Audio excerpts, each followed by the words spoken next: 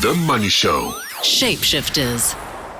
What's the first thing that happens when you go to hospital? You get a drip inserted. They put it into the top of your hand. They find a big vein and they put the drip in so they can easily administer medication to you. You stay hydrated. A couple of weeks ago, I went voluntarily for a drip, and I must admit to being quite circumspect. IV bars are nothing new. You go into a nice room, you sit in a comfy chair, and a nurse comes along and sticks the needle in, and they pump you full of vitamins and minerals. Now, this particular IV bar, it's called the IV Bar Group, is the brainchild of Keri Rudolph. She's the founder and chief executive of IV Bar Group. She started a business that so far has got 20 franchises, and here is the best bit. It hardly cost her any of her own money to set it up. Now, picture the scene. In a room, sun shining through one set of windows. There's some nurses bustling about. You'll hear them in the background. And at some point, they're going to insert a needle into me. But let's hear from Keri Rudolph first. So how's it, Bruce? So divine to have you here. And you were a little anxious about what it would feel like. I was not anxious. I'm a very brave and tough individual. It's very gentle. This is what our nurses do all day, and they are brilliant professional nurses, so it will not hurt.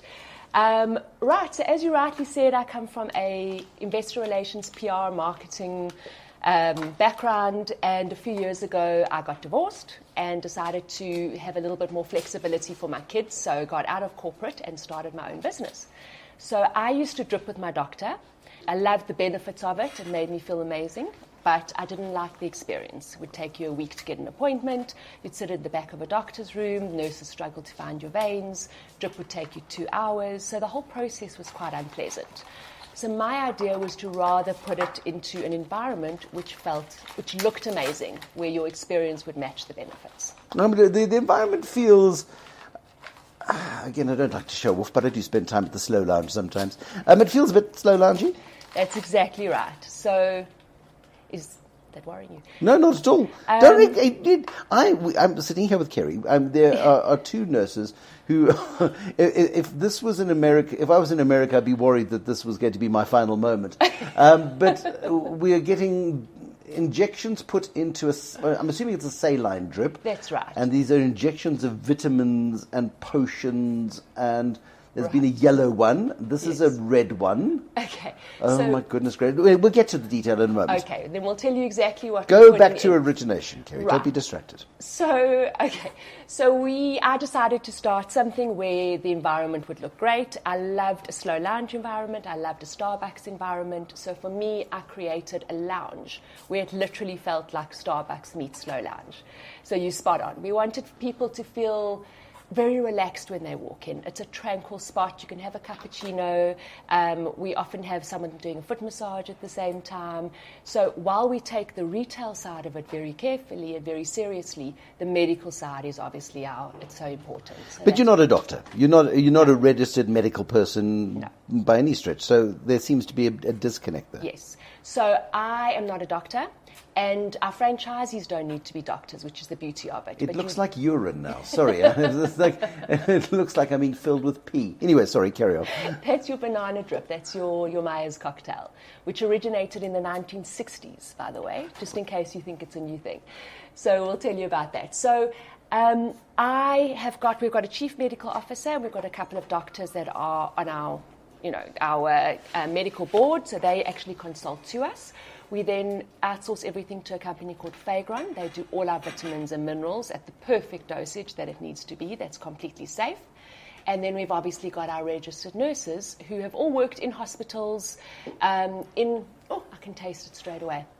You'll see if you can actually taste it. People often say, can you taste it or can you smell it? I find you can both it. You can taste and smell. That's the bees that goes in. So I can smell vitamin B, definitely. Yes. Yeah, that's the bees that's going in. Exactly. Is it flowing nicely? Okay, so my whole idea was, yes, to create that lounge environment that really would give people that peace of mind when they're going into it. So yes. the origination of the idea is, this is from personal experience. You decided that you wanted to share this experience. Exactly. You then How do you start the first one? Because this is an expensive operation to set up. There's big rentals, you're in big shopping centres, you've got to be accessible to the general public who are walking by on a daily basis or want to find safe parking and can come into you. How does it start out? Okay, so we started in a doctor's room in Bluebird Shopping Centre in Melrose North. My initial investment was about 40,000 Rand. That was all. I built a small little room in the back of a doctor's room, and we felt that we needed to be in a doctor's room at that stage for a little bit more credibility. Now, bear in mind, this is 5 years ago. So, in fact, 5 years ago, this wasn't really heard of in South Africa. So it's been around for many, many years, but still relatively new in this country. So in those days, we wanted to be in a doctor's room, had a small little office there, and that's what my initial investment was. Went and bought my first box of vitamins from the compounding pharmacy, cost 25,000 Rand. I could not believe it. I thought it was just ridiculously expensive for this tiny little box. And half of them landed up expiring and had to throw away because it was still so quiet at that stage. So, of course, being used to being in corporate, I was petrified. So for the first 6 months of running this business, I used to hop back in and out of corporate. So I was so scared of not making money. I was a single mom, come from a corporate salary, knew it would work eventually, but, a few grand here and there wasn't going to pay the bills. But absolutely, this is a transition, and I think that's the great problem so many people face when they are starting out, is that at what point does the side hustle become the main hustle? At what point do you pay enough attention to your day job and then enough attention to the hustle as well? And you went back, I suppose, contracting on projects, so you weren't being dishonest to a boss and lying and cheating about that. I have to go see the doctor again. My doctor's helping me set up my business. Exactly. Yeah. So I started this with the idea of doing it full time initially. And for the first month, and I'm quite an impatient person, so after a month when the money wasn't flowing, I started, panicking, which is what we've learned over time. It doesn't work like that. So I did exactly that. I'd go and contract and do some communications consulting. But then what I realized is the minute I kind of focused on something else, this would dwindle. And the minute I focused on it 100%, it would fly. So after it was about 5-6 months, I decided that's it. I need to give it all I've got. In fact, after about 4 or 5 months, when I was first thinking, is this going to work, isn't it? I turned around to a client and I said, please just pay me 50,000 Rand. Take the business away from me. Just whatever I've paid in it, please take it. I was just too, thought it wouldn't make money. And eventually I thought, focus. And I did. We then went into a bigger room, and then we built this beautiful spot where you're sitting now, which is 146 square meters, and it was all funded by franchises that were coming on board. So, okay, we get to the franchise idea in a moment, because businesses are expensive to start, they're expensive to capitalize. You either have to give away shares in your business to investors who then will pressure you and lean on you and require returns from you over a period of time, or you go to a bank and get an expensive loan, or friends, fools and family, and it's a really difficult thing to do. You've done this on a very capital-light basis. You have invested 50,000 Rand of your own money. It's unbelievable, really. And today you're sitting with 20 franchise operations in your network. Just a potted history of how that happened. Right.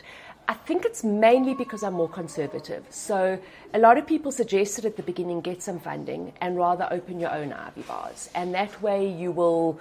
then you're obviously getting more of the profit that's coming with it. You can manage the managers that are in there. Franchising can be a little bit difficult because you're not managing employees. It's people that have got their own businesses. They're each entrepreneurs in their own way. But I was too conservative to do that. I didn't want to go and lend money. It just wasn't my way. So the easiest way for me was to start franchising. So I did. So very, very What do you know about franchise? What did you know about franchise? Very little at the beginning. So I got a franchise expert that obviously came on and helped us draft the whole business model, got the right lawyers involved that would obviously put together our franchise agreements. And then we've had various franchising experts that have consulted to us over the years. So one of them was Ian Furr, who was the founder of Sorbet. And he is a remarkable individual. Absolutely. And I'm sure he's incredibly helpful. Absolutely. And then in more recent times, Keri Rudolph, who's the ex-CEO of Sorbet for many, many years. It's a remarkably similar, it's a lifestyle business, isn't that's it? Exactly it. You go to a Sorbet to be plucked and rubbed and massaged and feel better about yourself, get your nails painted, things like that. Yes. And this kind of, and we'll explain what it does in a moment, but this is designed to make you feel better and more energized and more... That's it. Look, ready to feel, grab and the day. perform better, Yeah. which is exactly what we say. So it is similar, very similar in a way, very similar LSN that we look at for that. So they shared a lot of incredible knowledge. I mean, Rudy grew, sorbet from 5 sorbets to 213 sorbets. So not to say we're going to have 213 Ivy bars. I'm not sure it's the same business model. It's a little bit more niche than that. Mm-hmm. But what we found, so we've never advertised franchising, ever. From the very beginning, it was always clients that would come in, sit and love it, and then turn around and say, I'd like to buy a franchise. So that's how we started. So there were money that came in from franchise deposits. I then was able to build Bluebird, and I was able to build Bryanston and Sea Point. So those were our 3 corporate head office owned stores. The rest were then all franchises. And after about 4 years, I decided to sell the head office stores so that I could focus on franchising. I found it too difficult to be a franchisee and a franchisor. Probably also because I'm a little bit of a control freak and hands-on, and I like to do everything myself. So I needed to grow the group. I needed to focus on growing that group. It's a big land grab at the moment. We kind of started, we weren't the first in this country. There were 1 or 2 before us, but quite a different business model. A lot more expensive, a lot more for the stars and the celebs and the tourists. We wanted to make it much more affordable. So that's why we went into shopping centres where people could find us. And, so it was much more affordable for people and focused on franchising. But a lot of people copied us at the beginning. The Money Show. Shapeshifters. Talking to Ivy boss Keri Rudolph, and we have got vitamins coursing through our veins as our conversation continues. At the beginning, and I think every single franchise does this, when people would sit here and say, I love this idea, I want to buy a franchise, anybody that wanted my brand, I was like, oh my God, amazing, here, take it. The biggest mistake Robbie Brosen and Fernando Duarte made in the early stages of Nando's was precisely that. There were South Africans who were emigrating saying, can I take Nando's to Australia? Of course you can. Off you go. Disaster. They nearly withdrew from Australia. Yeah. Similar things in Canada, I think, as well, where well-meaning, very nice people who loved the taste of the chicken were just rubbish. They didn't have any local business contacts. They didn't know anything about the environment they were going into, and it was a shambles. And the choice of partner, and it is a partnership, It's a partnership, absolutely. is absolutely critical, isn't That's it. We actually call them franchise partners. So it is critical. It's like a marriage. It's getting into either a business or a marriage. You've got to like each other. So you've got to know that you can work together. And obviously, head office from our side, there's a lot that we are responsible for and we need to support them. But the franchisee has to do their bit as well. So when we made that mistake at the beginning, we found people that we either didn't have much business experience or much retail experience or no financial experience, couldn't even read their income statements or didn't know how to cash up, or those that just wanted to get the idea and then kind of defranchise and try and do their own thing. So we learned the hard way at the beginning. And then we got a lot stricter, and we've got very, very strict process in place. So the first point is you go onto the website. There's an online application form, which is our initial screening. There's a prospectus there as well, which you can download. So it'll tell you everything about the business and all the costs. If they pass that initial screening, we then invite them to a presentation. We then present more information, financial information, all the startup costs of the business and how it all works. And if they are interested from that, we then give them a much more detailed application form and a credit check. So we really make them jump through a few hoops, which we think is the right way to do it. If you're not prepared to jump through the hoops, are you going to be prepared to run a business? We then do a one-on-one interview with them as well, with all of our head office team, and we will then base that on more of a chemistry session. So yes, there's the business experience, yes, they have the money for it, but is it the type of person that we want to work with? And then they can go ahead. Once we approve them, they pay a small commitment fee, which comes off their franchise fee, which is refundable if they change their mind, but they need some skin in the game. And then we select the site together with them. There are 20 Ivy bars so far. We're about to open our 20th Ivy bar. How big is the market?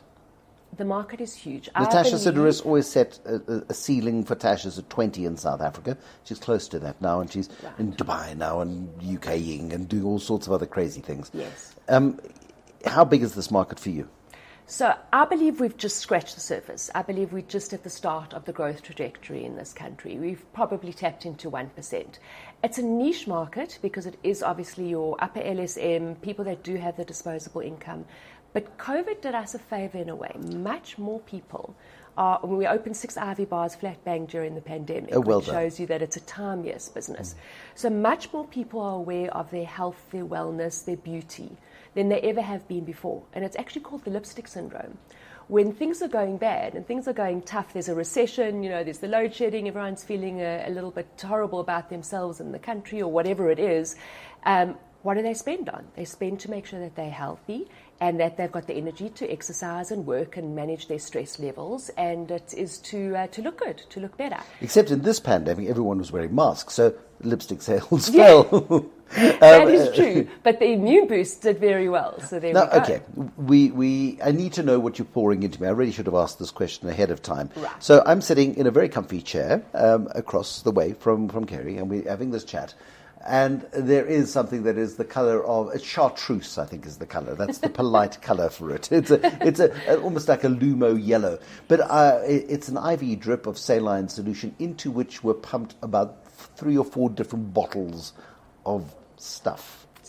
Right. What is it? Okay, so these are all vitamins and minerals and amino acids that you make in your body. Nothing, or you get from food. Nothing we're putting in shouldn't be there. Nothing is foreign. So when you get a little bit stressed or tired or older or exercise too much. Why did you give me that look when you said older? The older was the last one I wanted to put in. It wasn't about you, it was about me. Okay. It was more, I was looking at you more for the partying one and the traveling one. So life in general, okay, becomes stressful. We deplete our vitamin reserve a lot quicker.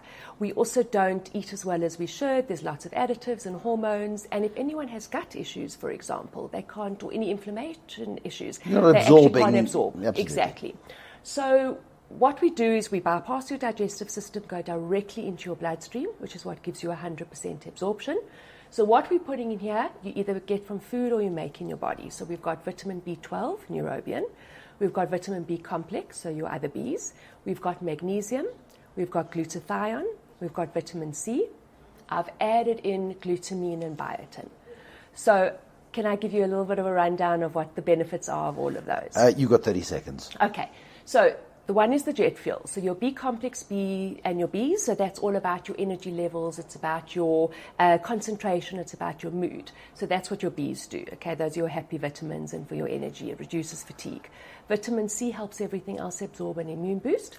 Your glutathione is for hair and for nails, a lot for the ladies, and for your skin, as well as it's a detox, and also beautiful for immune system. Magnesium helps you sleep nicely, helps with pain and inflammation and headaches. The glutamine is for gut health and also gives you an extra push for gym. And your biotin is your vitamin B7. That is also for hair and for nails, but also for energy levels. And it kind of opens up the brain, the cognitive function. Now, 4 years ago, yes, you claim to have sent me an email, which you claim I ignored. And I probably looked at it because my natural cynicism is, cuckoo, crackpot science. Yes. But I've been observing you on LinkedIn, which is a very useful tool, a promotional tool, and an information sharing tool. I'm delighted that I've come, and you've stuck this needle into me, and I'm getting stuff dripped into my system. It's done on absolute trust. And when do I feel different? So most people will feel the day of. Literally, as you get up, you're going to feel a little bit better. You're getting lots of rehydration. I mean, the saline that we're putting in is sodium chloride. That's what you have when you go to hospitals. So that's why this works as a charm for people with hangovers as well. Lots of rehydration. I don't know why you're looking at me like that, yes? I would never. Keri Rudolph, fabulous business, really interesting idea. It may be anecdotal. I played golf 2 days later, and the best game of golf I've played in an awfully long time. I was more relaxed than normal. Did I concentrate better because of the drip? I don't know the answer to that. But hey, it was an interesting experience. And you can taste the vitamin B when it goes into your veins. It's weird. Keri Rudolph, building a great business with very little money. The Money Show. Shapeshifters.